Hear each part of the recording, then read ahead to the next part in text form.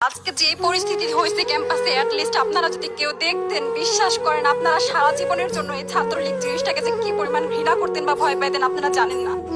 এরা আমাদের সামনে রড দিয়ে পিটায়া, ছেলেগুলারে রড দিয়ে পিটায়া একদম মাথা মরা করে ফেলছে। তারা এসে আমাদের পেছনে লুকাইছে, আমাদের বোরকার পেছনে, আমাদের ওড়নার পেছনে লুকায় বলে, আপু আমাদের একটু লুকায় রাখেন, আমাদের ওরা মাইরা ফেলবে, আমাদের বাঁচান আপু বাঁচান। আমরা তাদের ওড়না দিয়ে বোরকা দিয়ে লুকায় রাখছি, সেইখান থেকে আমাদের ধাক্কা দিয়ে ফেলে দিয়ে তাদের বের করে আবার মাথায় রড দিয়ে মারছে। এমন অবস্থা। এবং তারা আমাদের ক্যাম্পাসের পরিচিত মুখ, আমরা চিনি তাদের, তারা এই অবস্থা করছে, রাস্তায় একদম শোয়াই ফেলছে।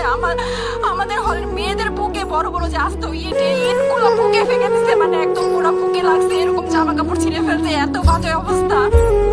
অথচ আমার ব্যাচমেট, আমরা যাদের সাথে ক্লাস করি, একসাথে বসি, আমি তাদের একটা কথা বলতে দেখি না এগুলো নিয়ে, একটা কথা না। এবং তাদের নিউজ ফিডে গেলে দেখবেন তারা এখন এগুলাই সাপোর্ট করে যাইতেছে। কিচ্ছু বলার নাই। আমি কেমনে যে এই মানুষগুলোর সাথে এত বছর ক্লাস করছি, বা আমি এত 6টা মাস কিভাবে ক্লাস করবো আমি জানি না, আমি সত্যিই জানি না।